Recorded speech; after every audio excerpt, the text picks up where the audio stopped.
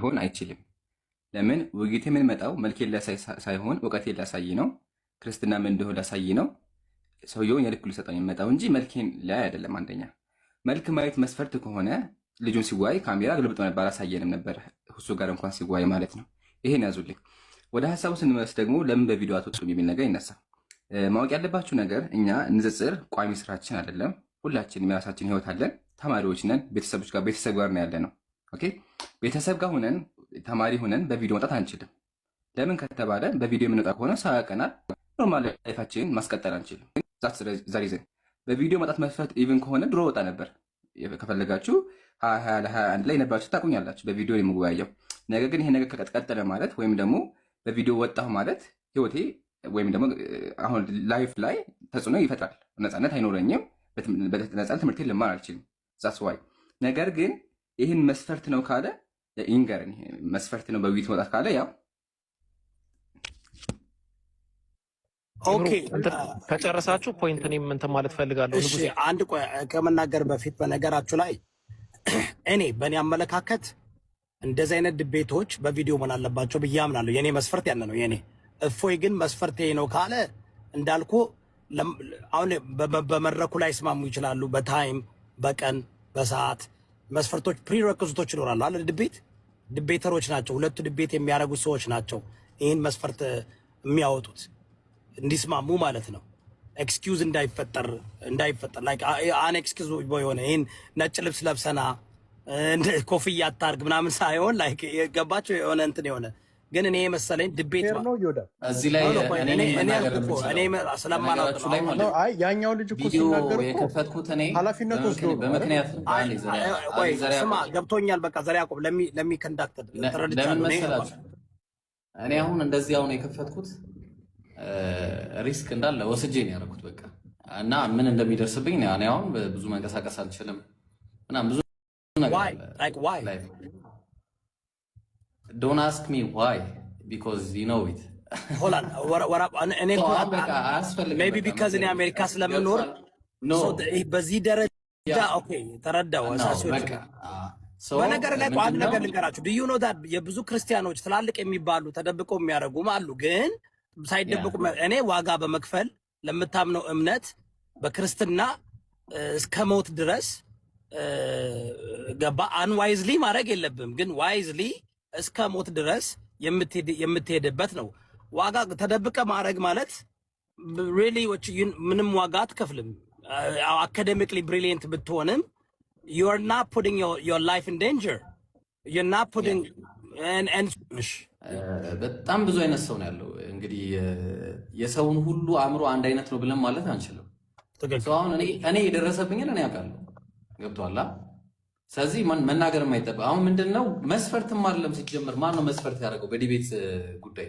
ይሄን ማን ነው መስፈርት ያደረገው? በመጀመሪያ ደረጃ ባለም አቀፍ ዲቤት እኛ የምናየው መታየት ግዴታ አይደለም የሚደረገው። እኔ ሚስት ፍለጋ ነው እንደሚመጣው እዚህ ጋር ጋይስ ምን ሆናችሁ ነው? የምንመጣው እኮ እውነትን ለመናገር ነው። ከኛ የሚወጣው ቃል እኮ ነው። ሚስት ፍለጋ አይደለም የምንመጣው። ውበቴና አፍንጫ ሰልከው ኢብራሂም አፖሎጀቲክስ አድቫንቴጅ አለው። እሱም በቃ ተሸፍኖ ይምጣ። እሱም ማን አስገደደው? ማን አስታወቃላ? ልጁ ከ20 ሰው በላይ በላይቭ ከውይይቱ በኋላ እስልምና እምነትን ተቀብሏል። ውጤታማ ፍሬያማ የሆነው ማን ነው? አያችሁ፣ ፍሬያማ። ለዚህ እኮ ነው ወንጌል ስበኩ፣ አስፈላጊ ከሆነ ቃላት ተጠቀሙ የሚባል። ሰዎች ያያሉ ስዕብናን፣ ትዕትናን፣ ካራክተርን፣ ባህሪን ያያሉ። አያችሁ፣ ባህሪ ካራክተር። ስለ አምላካችሁ ስትመሰክሩ በፍቅርና በእውነት መሆን አለበት። አንድነት፣ ፍቅር ኃይል ነው። ኃይላቸውን አንድነታቸውን አሳይተዋል። እኔ ገለልተኛ ሁኜ ያየሁትን የተናገርኩት። ቤቴን ከፍቼም ኑ አስረዱኝ፣ ኑና ሀሳብ ስጡ ብለን ለሁሉም ከፍተን መጣው። ብዙዎቻችሁ ሀሳብ ሰጣችኋል። ከኦርቶዶክስ ተዋህዶ እምነት ተከታይ፣ ከፕሮቴስታንት እምነት ተከታይ፣ ከእስልምና እምነት ተከታይ። ነገር ግን ይሄ ለታሪክ ራሱ ጥሩ ነው። ለምን ውይይታችን ንግግራችን በቅድስና በትህትና ማሸነፍ እንደሚቻል ነው ሁሱ ያሳየው።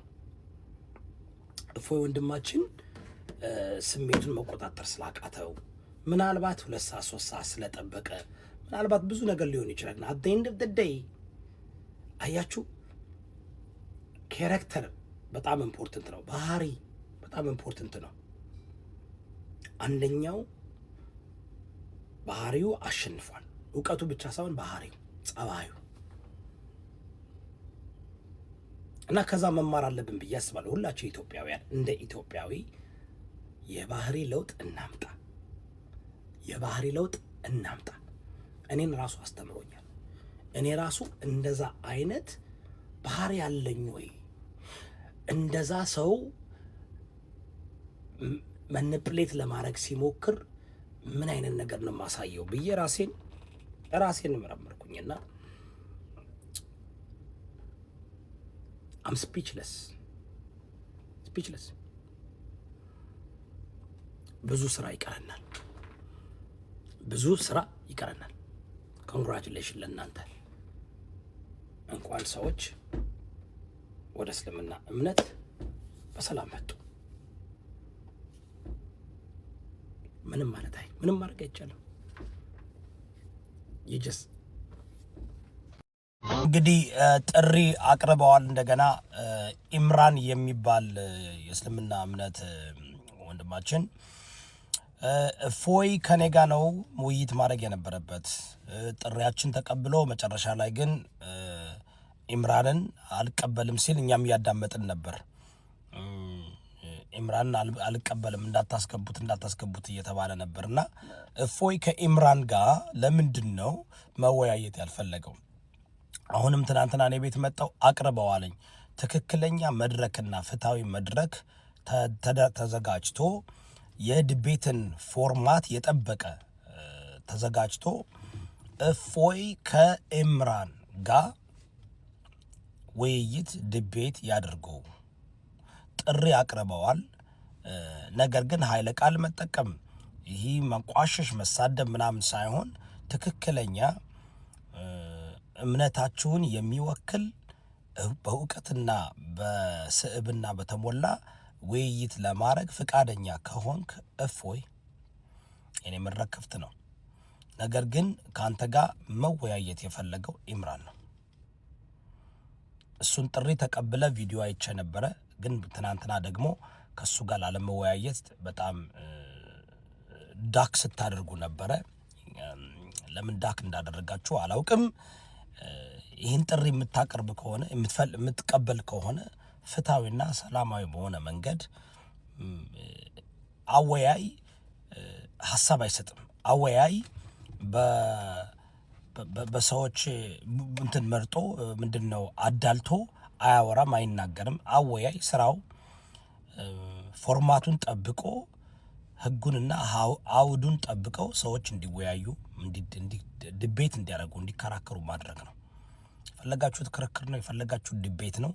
ዲቤት ደግሞ ራሱን የቻለ ፕሪንሲፓል አለው፣ ራሱን የቻለ ፎርማት አለው። ያንን ፎርማት ተከትሎ መወያየት ይቻላል። ቤቱ ክፍት ነው። ኢምራንም ዝግጁ ነው። እፎይ አንተ ምን ትላለህ? ስኬት ላንተ ምንድን ነው?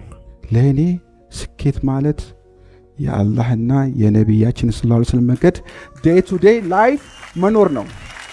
ዴይ ቱ ዴይ ላይፍ መኖር ነው። ዳትስ ይሄ ሁል ጊዜ I don't want to make it, I can't answer you different philosopher ያሉትን ነገር መመለስ እችላለሁ። በእንግሊዘኛም በአማርኛ መመለስ እችላለሁ። ግን ልዋሽ ስለማልፈልግ ሁሌ ለእኔ የሚሰማኝ ስሜት ስኬት ያ ስለሆነ ነው። I keep it simple። ይሄው ነው የማይመረመር ነው ማለት ነው። ሌላ አይደለም።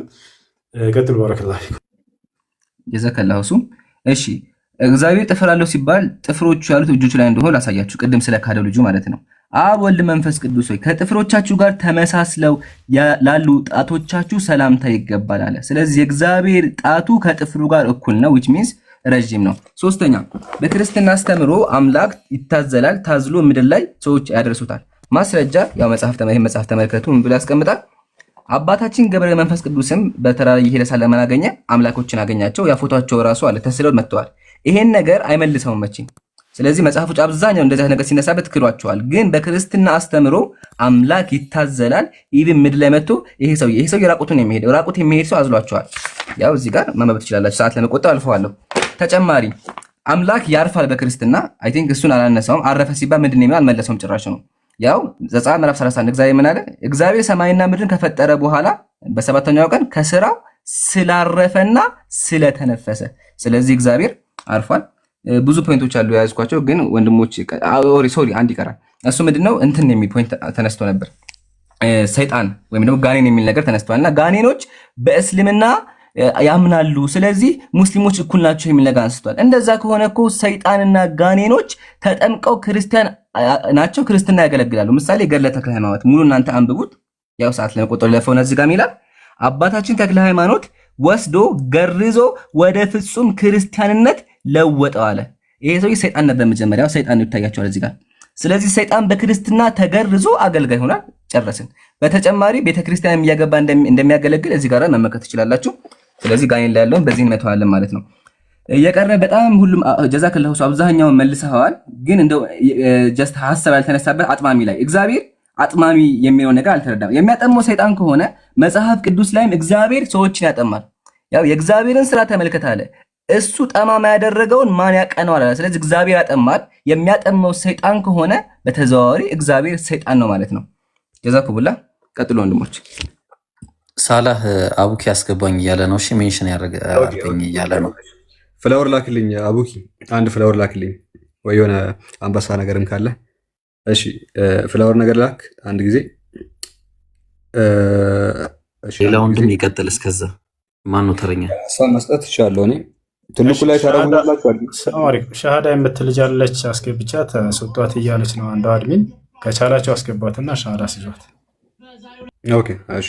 አቡኪን ልፈልገው። ቆይ እሺ። አንድ ሀሳብ አለ። ሻሃዳ መያዝ የምትፈልጉት ገስት መላክ ትችላላችሁ።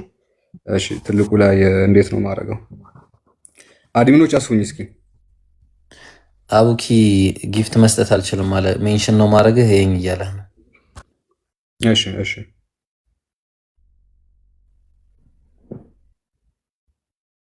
ኦኬ ሜንሽን አድርገኝ አቡኪ።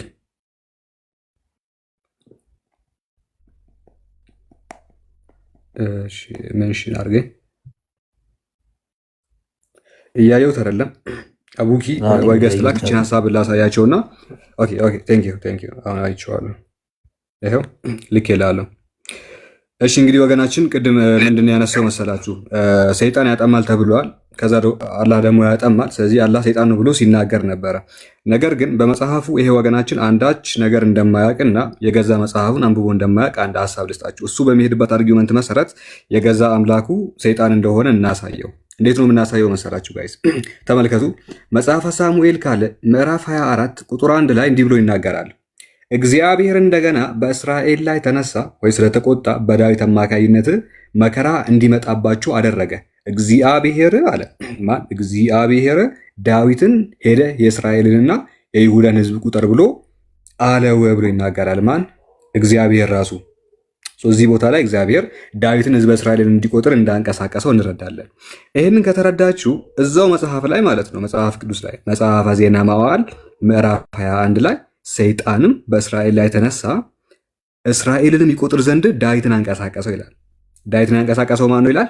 ሰይጣን ነው። ሰይጣን ማን ነው? ራሱ ያው እዚህ ጋር የተጻፈው አካል ነው። ስለዚህ ሁለቱ የስም ልዩነት ነው ያላቸው እንጂ በባህሪ ደረጃ አንድ መሆናቸውን መጽሐፍ ቅዱስ ይናገራል። ስለዚህ ሰይጣን የሚለው ራሱ እግዚአብሔር ነው፣ እግዚአብሔር የሚለው ራሱን ሰይጣን መሆኑን እዚህ የመጽሐፍ ቅዱስ ክፍል ላይ ልንረዳ እንችላለን ነው። ስለዚህ ከገዛ መጽሐፉ ጋር የሚጋጭ የገዛ መጽሐፉን የማያውቅ እንግዲህ አላዋቂ ሰው መሆኑን ሁዙ ቅድም በደንብ አሳይተዋል። ባረከላሁ ፊኩም። እሺ አቡኪ መቀጠል ትችላል ኢንሻአላህ። ወንድም ጃቢር ጋር እንጀምርና አነስ ወንድም አብዱልከሪም ከዛ መሄር ጋር ብንቀጥል ይሻላል። ሐሳብ ካላቸው ሐሳባቸውን ይስጡና ከዛ ሪፍሌክት እናደርጋለን። ሰላም አለይኩም ወራህመቱላሂ ወበረካቱ። ጃ እንግዲህ ያው ሰላም ወራህመቱላሂ ወበረካቱ። አላሁ አክበር አላሁ አክበር አላሁ አክበር አላሁ አክበር። የሚገርማችሁ ነገር እናንተ ልብ በሉት አትበሉት አላቅም። እፎይ የሆነ ፖለቲካ ለመስራት ያልገባበት ጉራንጉር ያልገባበት ነገር የለም። በጥያቄና መልስ ሰዓት ራሱ እኔ በቃ ላይክ በስነ ምግባርም በምንም ነገር ሙስሊም ማለት ምን አይነት እንደሆነ አንተም እና ምን እንደሆነ ታይቷል። በቃ ልዩነታችን ማለት ነው። ግን ሁሱ አላህ ይጨምርልህ፣ አላህ ይቀበልክ። በጣም ትንንሽ ሀሳቦችን እያነሳ በጣም ትልቅ ነገሮችን ሲያፈርስ ነበረ። በቃ ይሄን እስልምና እኛ የምንወጫበርበት ነገር አምላክ አይሰጠንም። ነቢያት የወረዱት መጽሐፍ የወረደው ይሄ ግልጽ ነገር አንደርስታንድ እንድናደርግ ነው። እንዲህ የተወጨባበረ ነገር የለም በፍጹም ማለት ነው። እና በቃ ለዚህ ግልጽ ማስረጃ ይሄ ነው። በተረፈ ውይይቱ በጣም የሚገርም ነበረ። አንዱ ፖለቲካ ሲሰራ ነበረ፣ አንዱ ደግሞ በስነ ምግባር ያ ፖለቲካ የሚሰራውን ዱርዬውን እያረጋጋ ትምህርት የሚሆን ነገር ነው እያሳየ ነበር ሁሱ ማለት ነው። እና ሌላው በቃ የዛሬው ዲቤት በምንድን ነው ያለቀው? እኛም ከክርስትና የለቀቅንበት ትልቅ ምክንያቱ እነሱ የሚያመልኩት አምላክ ብልት አለው። ብልት ልክ እንደኔ እንደ ወንድሞች ብልት አለው። ያንን ብልት ደግሞ ያመልኩታል። ያንን ያለ ብልት ያመልካሉ ክርስቲያኖች። ዛሬ ደግሞ የሚገርም ነገር ነው። ያንን ብልት እናመልከዋለን። እና ሃው እንዴት ነው እንደዚህ አይነት አምላክ የማመልከው? ኤቲስትነት አይሻልም እንዴ? ወይ አግኖቲስትነት አይሻልም እንዴ? በቃ ምንም አላቅም፣ ግራ ገብቶኛል። ሰው እንዴት እንደዚህ ይደነቁራል? ምን አይነት ድፍረት ነው እውነት? ይህ እኮ ማለት በቃ የሆነ ትልቅ ባህር ውስጥ ሻርክ ያለበት ባህር ውስጥ በቃ ፈታ ብሎ መዋኘት ይቀላል። ይሄ ድፍረት ይሻላል።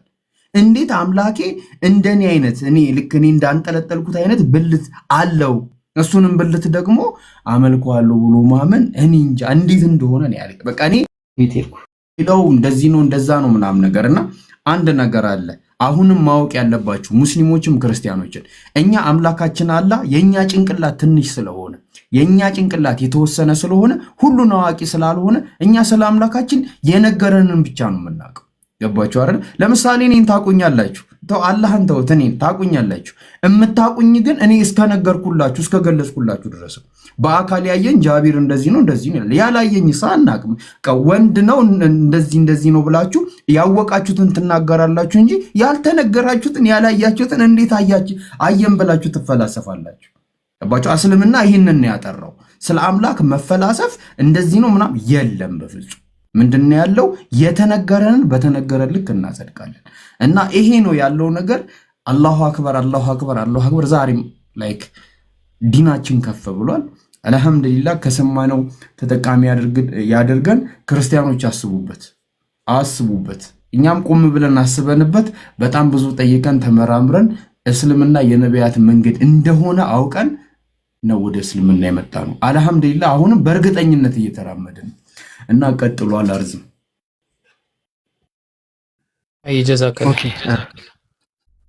ድምፅ ይሰማል? አይ መርሃባ። ሳላ ልታወራ ነው እንዴ? ያ አንድ ግልጽ ማድረግ የፈለግኩት ሀሳብ ነበር እና ስለ ጌታ አምላካችን እኛ ሙስሊሞች የምናምነው ትምህርት ምንድን ነው የሚል ነገር እሱን በአጭሩ ልናገር ለክርስቲያኖች። እና አላህ ስብሐነ ወተዓላ መለኮታዊ እጅ ያለው እግር አለው ብለን እናምናለን። እጅና እግር አለው ስንል ግን ከፍጥረታት ጋር እናመሳስልም።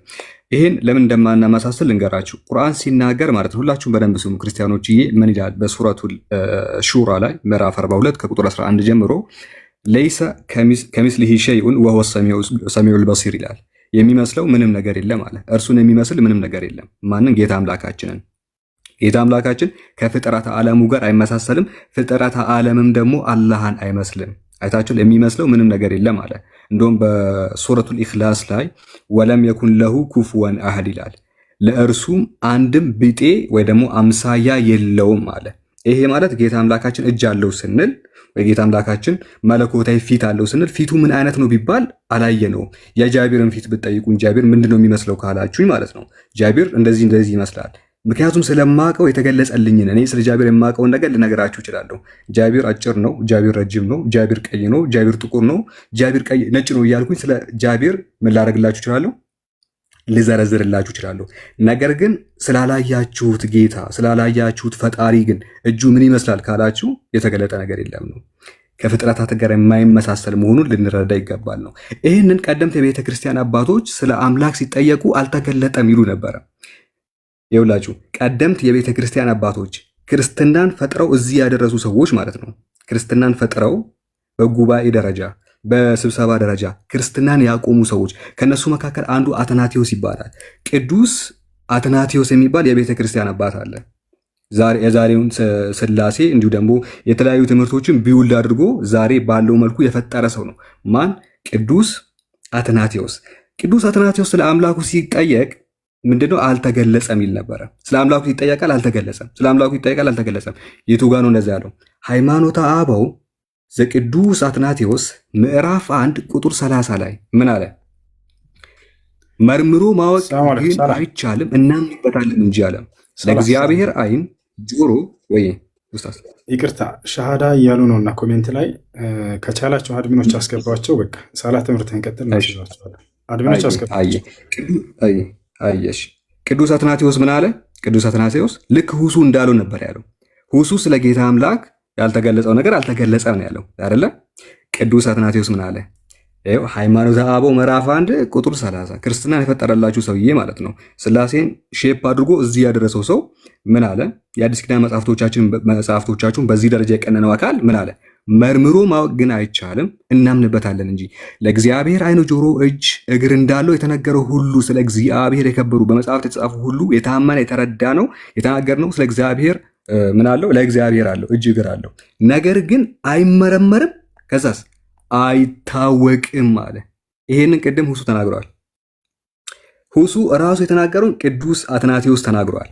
ስለዚህ ሁሱ ስለ አምላክ እጅ ከጠየቅ አለ ወይ ስለ አምላክ እጅ ከጠየቅኝ የአምላክ እጅ ይህን ይመስላል ብዬ ልገልጽ አልችልም፣ አልተገለጸም ነው ያለው። ቅዱስ አትናቴዎስ ምን አለ? አይታወቅም፣ አልተገለጸም።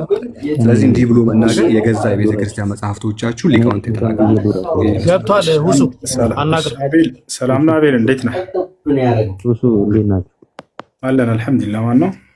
ከቅድም ጀምሬ እኮ አስገቡኝ እያልኳችሁ እንትኑ እንዳለቀ አስገብተውኝ አስወረዱኝና አሁን በቃ እንትን ሻዳይ ምናምን መውረድ ነው የምፈልገው። አሁን እንትን በቃ ሊያስወጡኝ ስለሚችሉ ማን እንዳስወጣኝ እኔ እንጃ። ሀይሽ ችግር የለም። እስልምና ለመቀበል ወስናል አይደል? ኧረ በቃ እሺ፣ የምለውን ቃል አብረህ እየተከተልክ በል። እሺ። አሽሀዱ አላ ኢላሃ ኢለላህ ወአሽሀዱ አነ ሙሐመደን ረሱሉላህ። ማሻአላህ። ከዚህ በኋላ ሙስሊም ሆነሃል። አሁን ያልከው ቃል የሻሃዳ ቃል ወይም የምስክር ቃል ይባላል። አንድ ሰው ወደ እስልምና ሃይማኖት ሲገባ ጊዜ የሚሰጠው የምስክር ቃል ነው። ትርጉሙ አሽሀዱ አን ላ ኢላሃ ኢለላህ ማለት እነሆ ከአንዱ አምላክ ከአላህ በስተቀር በእውነት የሚመለክ ሌላ አምላክ የለም ብዬ መሰክራለሁ ማለት ሲሆን፣ ወአሽሀዱ አነ ሙሐመድን ረሱሉላህ ማለት ደግሞ ሙሐመድም የአላህ መልእክተኛ እና ነቢይ ናቸው ብዬ መሰክራለሁ ማለት ነው። አንድ ሰው እስልምናን ከተቀበለ በኋላ ምን ማድረግ ይጠበቅበታል የሚለውን ስናይ ለዚህ ላመነውና ለመሰከረው ለአንዱ አምላክ መገዛት። ነቢያቶች አንዱን አምላክ ካሳወቁ በኋላ እርሱን በብቸኝነት አምልኩ እያሉ ያስተምሩ ነበር። ያ ነው። ስለዚህ ሸዋር በመውሰድ ስለ ሶላት አሰጋገድ በመማር ለዚህ ለጌታ ለአምላክ ለአላህ መስገድ ትጀምራለህ። ሌላው ትምህርት ላይ ስለሆኑ አጠር አድርጌ አንዲት ነገር ልንገራቸው፣ ወሳኝ ነገር። እርሱም ምንድነው? አንድ ሰው እስልምናን ከተቀበለ ምን ያገኛል? ምንድነው ጥቅሙ? የመጀመሪያው ጥቅሙ ምንድነው? እስልምና ሲቀበል ሰውየው የሚያገኘው ጸጋ በእስልምና ውስጥ ላለፈ ኃጢአቱ ሁሉ ስርየትን ያገኛል፣ ምህረትን ያገኛል። እዚህ ዓለም ላይ ትልቁ ጸጋ ከኃጢአት ንጹህ መሆናቸው ነው አይደለም? ከኃጢአት መዳን ነው አይደለም? ታዲያ ለሚሰልሙ ሰዎች አላህ መጀመሪያ ሲሰልሙ የሚሰጣቸው ከኃጢአታቸው ንጹህ ያደርጋቸዋል። ይህን አላህ በቁርአን ላይ ሱረቱል አንፋል ላይ ሲናገር ምን ይላል? ቁል ሊለዚነ ከፈሩ ኢየንተሁ ዩግፈር ለሁም ማ ቀድ ሰለፍ ወኢን የዑዱ ፈቀድ መደት ሱነቱል አወሊን ይላል። ሙሐመድ ሆይ ለእነዚያ ለካዱ ሰዎች እንዲበላቸው ካሉበት ክህደት ቢቆጠቡና ወደ እኔ ቢመለሱ ያለፈ ኃጢአታቸውን ሁሉ ሰርይላቸዋለሁ እምርላቸዋለሁ እያለ ይናገራል። ሌላኛው ምድራዊ ጸጋ ይሄ ከሆነ ከኃጢአት መዳንና ንጹህ መሆን ከሆነ በቀጣዩ ዓለምስ ስላለው ጸጋ ምን ተስፋ ሰጥቷል? እስልምና ለተቀበሉ ሰዎች ምን ተስፋ አላቸው ከተባለ እስልምና ለተቀበሉ ሰዎች አላህ በቀጣዩ ዓለም የዘላለማዊ ሕይወትን ሊሰጣቸውና ገነትን ሊያወርሳቸው ቃል ገብቷል። በቁርአን ላይ ሲናገር ሱረት ሉቅማን ላይ ኢነ ለዚነ አመኑ ወዐሚሉ ሷሊሓት ለሁም ጀናቱ ነዒም ኻሊዲነ ፊሃ ወዕደ ላሂ ሐቃ ወሁወል ዐዚዙል ሐኪም ይላል። እነዚያ በእኔ በአላህ አምነው መልካምን የሰሩ ሰዎች ለእነርሱ ገነትን አዘጋጅቼላቸዋለሁ፣ እነርሱም በእርሷ ውስጥ ለዘለዓለም ዘውታሪዎች ናቸው እያለ ይናገራል።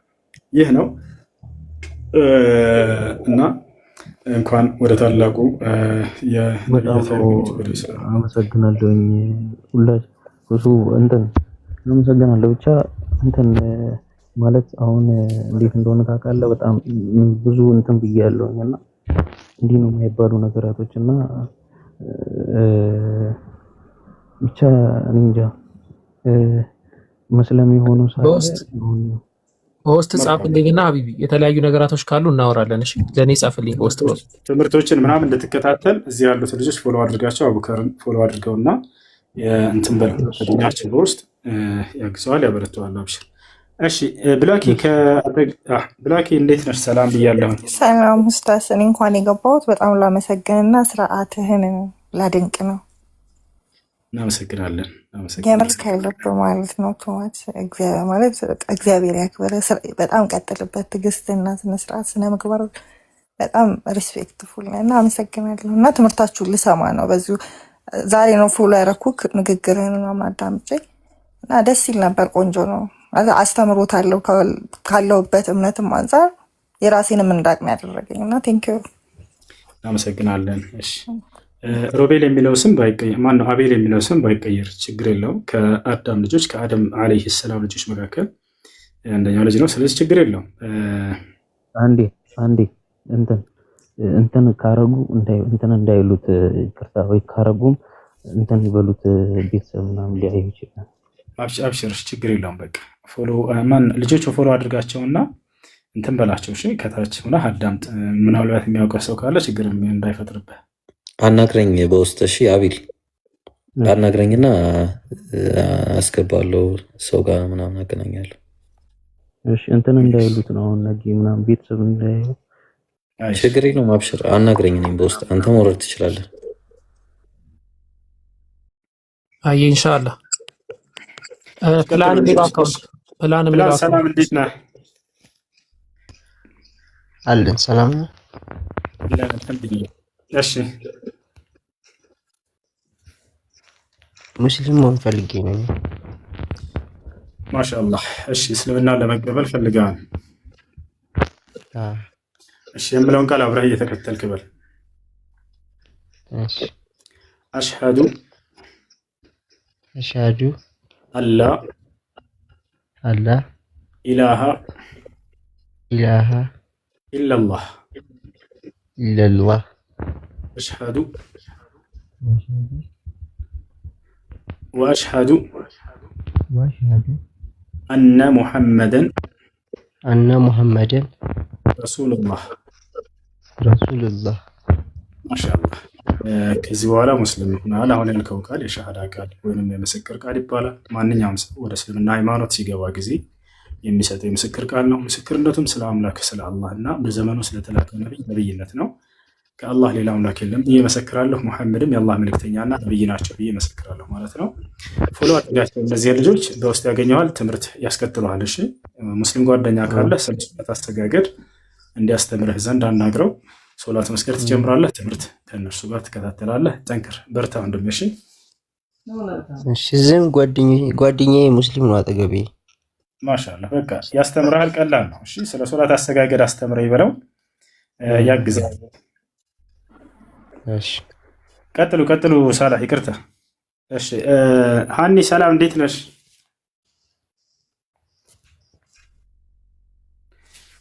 ሃኒ ወርዳለች መሰለኝ። እሺ ቀጥሉ። ሳላህ የጀመርከው ትምህርት አለ መሰለኝ። ቀጥሉ። አይ እሺ እድሉን ለወንድሞች ሰጣለሁኝ። አቡበከር ተመልሰሃል። አቡበከር ቀጥል። አነስ አይ ቲንክ ተረኛው አነስ ነው። አነስን እንትን በል። ማሂር ደግመህ ላክልኝ ኢንሻአላህ። ኢምሩም እንትን በል። አነስ እንትን ማለት ትችላለህ። ቀጥል።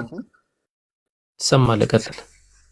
ኦኬ ከዚህ ቪዲዮን ጀመረና በመጀመሪያ ደረጃ ስለ ዲቤቱ ሪፍሌክት ላደርግ አንዳንድ ሀሳቦችን ማለት ነው።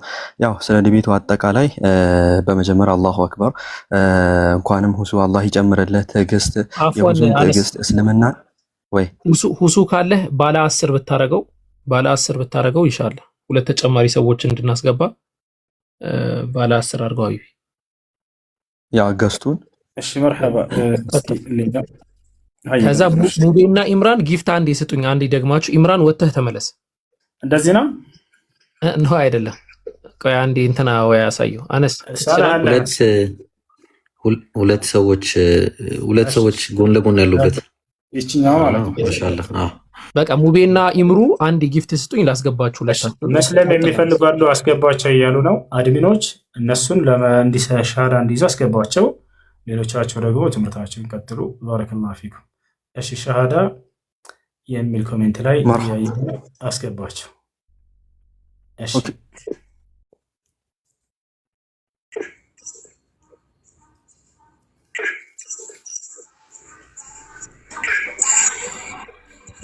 እሺ ዘረፈ ሻሃዳ ማያስፈልገ ነው። ዘራፍ እሺ ዘራፍ ሰላም። አሎ ሰላም፣ እንዴት ነህ? ሰላም ነው። እንዴት ናችሁ? አለን አልሐምዱሊላህ። እሺ ምን እንታዘዝ? ሻሃዳ ለመያዝ ነው። እስልምና መቀበል ፈልገህ ነው?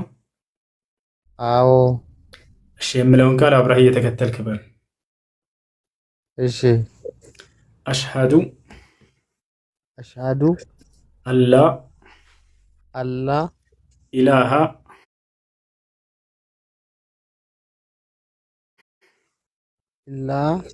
ኢላላህ ወአሽሃዱ አነ ሙሐመደን ረሱሉላህ። ማሻአላህ ለአላህ ምስጋና ይገባው። አሁን ያልከው ቃል የሸሃዳ ቃል ወይንም የምስክር ቃል ይባላል። በየነቢያት ዘመን ሁሉ በአሁንም ዘመን ሰዎች ወደ እስልምና ሃይማኖት ሲገቡ ጊዜ የሚሰጡት የምስክር ቃል ነው። ትርጉሙ እነሆ ከአላህ በስተቀር በእውነት የሚመለክ ሌላ አምላክ የለም ብዬ መሰክራለሁኝ፣ ሙሐመድ ደግሞ የአላህ መልእክተኛና ነቢይ ናቸው ብዬ መሰክራለሁ ማለት ነው። ያው አንድ ሰው እስልምና ከተቀበለ ምን ያገኛል ወይንም ምን ማድረግ አለበት የሚለውን ቅድም ስንናገር ነበር። እዚህ ያሉትን ልጆች ፎሎ አድርጋቸውና በውስጥ ያገኘዋል ትምህርት እንድትገባና እንድትማር እንዲሁም ደግሞ ማድረግ ያለብህን ሰው ከሰለመ በኋላ ያንን ነገር ያስተምረዋል። እሺ አየ ችግር የለውም። እሺ ፎሎ አረጋቸዋለሁ። አይ እሺ ዳማከሲ ሰላም ሰላም፣ እንዴት ናችሁ? አለን አልሐምዱሊላህ። እንዴት ነሽ? ደህና ነኝ። እንደ ኢትዮጵያዊነቴ ስላደረጋችሁት ውይይት በጣም ነው ደስ ያለኝ። ያኔ በመሰዳደብ አይደለም በመከባበር ነው ያደረጋችሁትኝ እና አንተ የጣልከው ነጥብ እንዴት ነው? የውሃብያውን አምላክ ክደ የአህባሹን ተቀብላለና እኔ ሻሃዳ ላስይዝ ነው የገባሁት። ሻሃዳ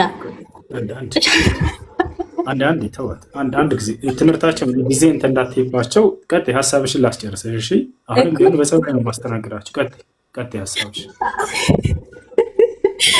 እኔ ሻሃዳ ላስይዝ ነው የገባሁትኝ። ሻሃዳ ላስይዝ ዋሃብያ ብለሻል። ከይቅርታ ጋር ዋሃብያ ማለት ምን ማለት ነው ልጅ?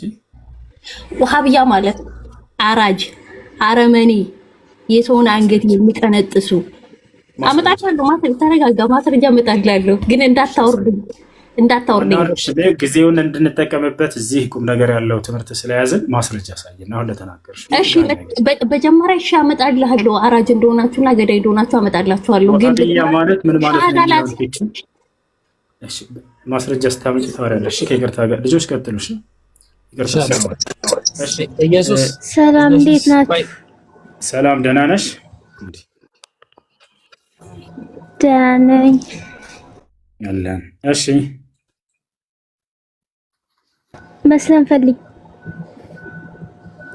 ፈልገሽ ነው?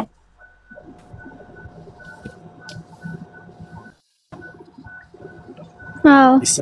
እሺ የምለውን ቃል አብረሽ እየተከተልሽ በይ።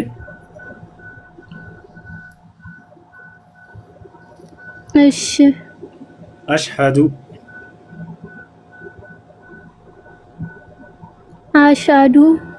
አላ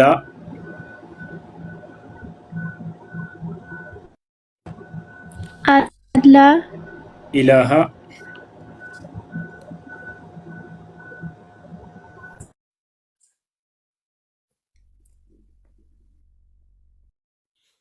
ኢላሃ ها ኢለላህ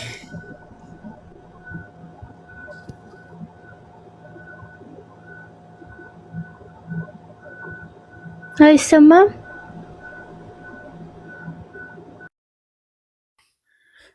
እሺ መቅደስ አለሽ? መቅዲ ከይቅርታ ጋር የኩራባቸውና መቅዲ ላናግራቸው። መቅዲ ሰላም፣ እንዴት ነሽ? አለሁ። እንዴት ናችሁ?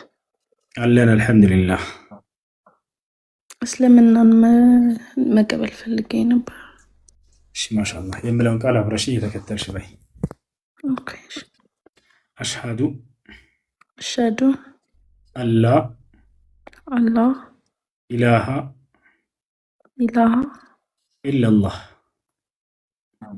ኢላላህ ወአሽሃዱ አነ ሙሐመደን ረሱሉላህ። ማሻአላህ። ከዚህ በኋላ ሙስሊም ሆነሻል። አሁን ያልሽው ቃል የሻሃዳ ቃል ወይንም የምስክር ቃል ይባላል። ማንኛውም ሰው ወደ እስልምና ሃይማኖት ሲገባ ጊዜ የሚሰጠው የምስክር ቃል ነው። ትርጉሙ እነሆ ከአላህ በስተቀር በእውነት የሚመለክ ሌላ አምላክ የለም ብዬ መሰክራለሁ፣ ሙሐመድም የአላህ መልእክተኛና ነቢይ ናቸው ብዬ መሰክራለሁ ማለት ነው። ወደ እስልምና ሃይማኖት ሰው ሲገባ ጊዜ ምን ማድረግ አለበት የሚባለውን ባጭሩ ልንገርሽ። የመጀመሪያው ምንድን ነው? ለዚህ ላመንነውና ለመሰከር ነው ለአንዱ አምላክ ለአላህ ብቻ መገዛት ነው። ነቢያቶች ሁሉ ይህን ነበር ያስተማሩት። አብርሃም ሲያስተምር ወኢብራሂም ኢዝ ቃለ ሊቀውሚሂ አዕቡዱላህ ወተቁህ ይላል። አብርሃም ለህዝቦቹ ህዝቦቼ ሆይ አላህን በብቸኝነት ተገዙት እያለ ይናገራል። ነቢዩላህ ዒሳ የአላህ ነቢይ ምን አለ? ወኢነላህ ረቢ ወረብኩም ፈዕቡዱህ ይላል። የኔም የእናንተም ጌታ አላህ ነውና እርሱም በብቸኝነት ተገዙት እያለ ያስተምራል። ያ ነውና ስለዚህ ከዚህ በኋላ ለዚህ ላመንሽውና ለመሰከርሽው ለአንድ አምላክ ለአላህ መስገድ ትጀምሪያለሽ። ሙስሊም ጓደኛ ካለችሽ ስለ ሶላት አሰጋገድ አስተምሪ ቢያት በጣም ቀላል ነው፣ ታስተምርሻለች። እንደ ነቢያቶች አንዱን አምላክ እያመለክሽ በዚህ ዓለም ላይ ትኖሪያለሽ። ከዚያ በቀጣይ ዓለም ላመነ ሰው ቃል ተገብቶለታል አላህ በቁርአን ላይ። ነቢ ሰለላሁ ዐለይሂ ወሰለም በሐዲስ ላይ ገነትን እንደሚወርስ የገነት ወራሽ እንደሚሆን አላህ በቁርአን ላይ ምን ይላል? ኢነ ለዚነ አመኑ ወዐሚሉ ሷሊሓት ለሁም ጀናቱ ነዒም ይላል። እነዚያ በእኔ አምነው መልካምን የሰሩ ሰዎች ለእነርሱ የገነት ጸጋ ተዘጋጅታላቸዋለች ብሎ ይናገራል። ኸላስ በቃ ብቅቷል፣ ተዘጋጅተዋል። ላመኑ ሰዎች ገነት ገቢዎች ናቸው ብሎ ቃል በቃል ተናግሮላቸዋል። ነቢዩ ሰለላሁ ዐለይሂ ወሰለም ይሄን ሲያረጋግጡ አልጀነቱ ላ የድኹሉሃ ኢላ ነፍሱ ሙስሊም አሉ። ገነትን ሙስሊም ነፍስ እንጂ ሌላ ማንም አይገባባትም እያሉ ሙስሊሞች ወደ ገነት እንደሚሄዱ ተናግረዋል። ያ ነው። አድሚኖች ፎሎ ያደርጉሻል። ሴቶች እስላማዊ ትምህርት እንድትማሪ ግሩፕ እያስገቡሻል። መልሽላቸው፣ አናግራቸው። እሺ መቅዲ። እሺ በጣም አመሰግናለሁ። መልካም አዳር። አንድ ደቂቃ ትጠኛለህ? እሺ። አንድ ነገር አለ። ምን እየተደረገ መሰላችሁ? ክርስቲያኖች ራሳቸው የሙስሊሞችን ፖስት እየፖሰቱ መጥተው እዚህ ጋር አውቀው ሙስሊሞችን ነው ሻራ እያስያዙ ያሉት የሚል ተራ ፖለቲካ ለመስራት እየሞከሩ ነው። እኛ ጋር እንደዚህ ነገር እንዳትሞክሩት። ያው በማስጠንቀቂያ ነው ማስቀምጠው፣ በመረጃ ነው ማስረጃ ነው። ራሳቸው ክርስቲያኖች ናቸው የሙስሊሞችን እንትን ፖስት ይፖስቱና መጥተው እዚህ ጋር ኖ እና እንደዛ ነው። ኩራባቸውና ባለ እንትን ቀጥሉ። እሺ ኩራባቸው፣ ሰላም እንዴት ነህ?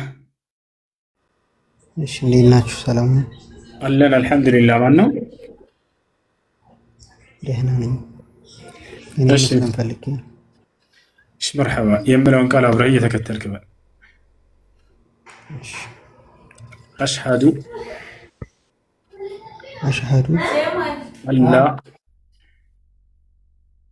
አላ ኢላሃ ኢለላህ ወአሽሃዱ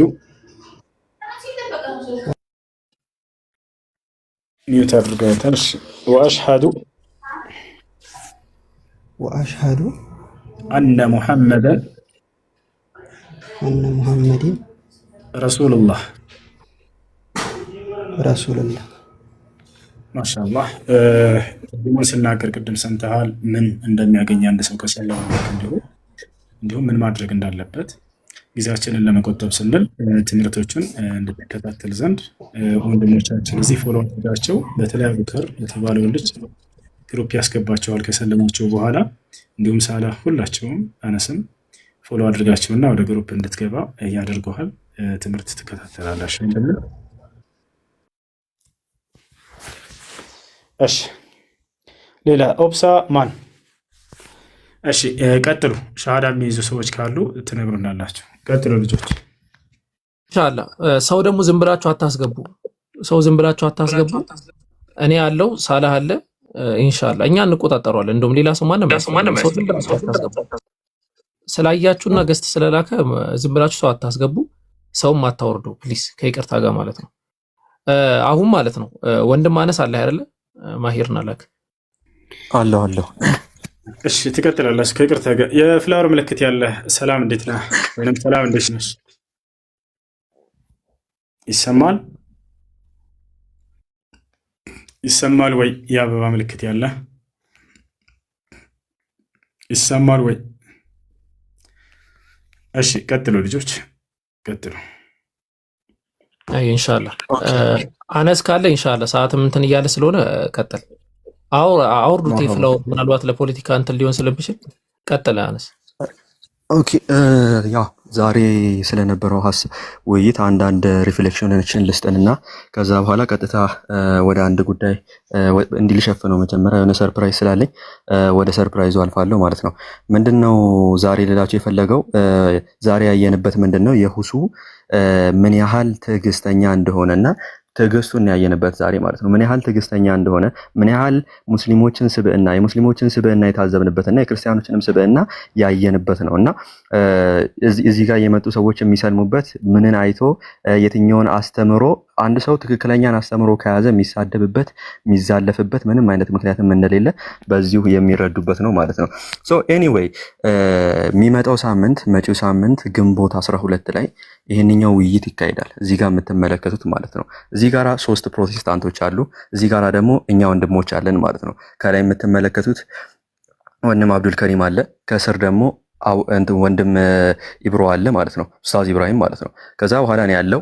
በዚህ ሳይድም ደግሞ ክርስቲያን አፖሎጂስቶች አሉ ማለት ነው። ሶ እዚህ ጋራ የምትመለከቱት ቃል እገባላችኋለሁ ምሁራዊ ዲቤት ስኮላርሊ ዲቤት ትመለከታላችሁ ማለት ነው።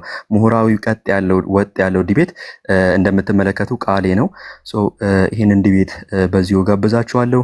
ሶ እኔ በዚሁ ሐሳቤን አጠቃልላለሁ ለማውራትም ስለማይመቸኝ ማለት ነው። ቀጥሉ ወንድሞች። አይ ጀዛከላ አብዱ ከዛ እንዲያለን ብንቀጥስ አብዱል ከሪም ካለ ኢንሻአላህ አለ። ሰላም አለይኩም ወራህመቱላሂ ወበረካቱ። እንዴት ናችሁ? ያው ዛሬ ያየነው ምንድነው እኔ ሰው በዚህ ልክ ሰው ሲፈጠር ራሱ በዚህ ልክ በታሪክ እንደዚህ የሚታገሰው አለ ብዬ እኔ አላምንም። ሊትራሊ በቃ እዚህ ሌቭል ላይ ራሱ እኔ ሰው መሆን ይቻላል ምናምን ብቻ በጣም ከባድ እንደሆነ ነው። እና በጣም ትልቅ ነገር የተማርንበት ነው። እኛ ራሱ እኔ እንጃ እኔ መማርም አልፈልግም ይሄን ያህል እኔ እንጃ አላቅም። እና ስለና አወከር ስለናንተ ግን እኔ አሁን ታጋሹን የሁሱን ሌቭል ያለ ብትለኝ መሆን አልችልም። እንደዚህ አልችልም። በዚህ ልክ ኧረ በጣም ታጋሽ ሆን ራሱ ይሆን ያህል ይሄ በጣም ከባድ ነውና ምን ያህል ዕውቀት ሲደመር ስነ ምግባር በጣም ከፍ እንትን ያለበትና በዛኛው ዳይሬክሽን ደግሞ ሰው የሆነ ምንም እንኳን አለ አይደለ ታጋሽ ብትሆኑለት እንኳን አንዳንድ ሰዎች አሉ ያንን ትዕግስቱላ አይናቸው እያየ ህሊና የሚባል ነገር ሳይኖራቸው ረግጠው የሚሄዱ አይነት ሰዎች ሁላ እንዳሉ ሰው እንደዚህ ነው እንዲህ አይነትና ዛዘር ሳይድ ያለውን ነገር በደንብ ያየንበት ነው። በተጨማሪ ደግሞ ዕውቀት ደግሞ ምን ያህል እንደሚያሸንፍም ያየንበት ነውና በጣም ደስ የሚል ነገር ነው ያየነው። ውይይቱ ላይ በጣም ደስ የሚል ነገር ነው ያየነው። እዛው ላይ የተነሳ አንዳንድ ነጥቦች ማስታወሰውን ያህል አንድ ሁለት ነው ማስታወስ እዛው ላይ በደንብ አድሬስ ስለተደረጉ ሌሎቹ ባይዘዌ አምላክ አካላቶች ምናምን የሚለው ፓርት ላይ አሁን ታይቷል። ምድር ላይ የእግዚአብሔር እግር ለምሳሌ ታይቷል። ኦሪት ዘጸአት ምዕራፍ 24 ቁጥር 9 ላይ ሙሴም አሮንም አንድ ላይ ተሰብስበው ከእስራኤል 70 ሽማግሌዎች ወጥተው ነበር። መጽሐፍ ቅዱስ ላይ ቀጥታ ይናገራል። ቁጥር 10 ላይ የእስራኤልን አምላክ አዩ፣ ከእግሩም በታች እንደ ሰማይ ወለል የሚያበራ እንደ ብሩ ሰምፔር ድንጋይ የሚመስል ወለል ነበር ይላል። ሊትራሊ ከነወለሉ ነበር ሲያዩ የነበረው እግሩን ከነወለሉ ማለት ነው። እንደ ሙሴ የእግዚአብሔርን እግር ከነወለሉ ነበር ሲያዩ የነበረው። ሊትራሊ ወለል ነበረ፣ ከዛ ደግሞ እንደ ወለል ነገር ነበረ እና እግርም ነበረው። አንድ ላይ እግሩን እያዩ ነበር ሊትራሊ። እና ይህን ፓርት ላይ እንዴት አድርገው ይህንን እንዴት አንደርስታንድ እንደሚያደርጉት ቢያብራሩልን አሪፍ ነበር። ምክንያቱም እንግዲህ እነ ሙሴ አይተውታል፣ ቀጥታ እግሩን አይተውታል። እንደውም ከስር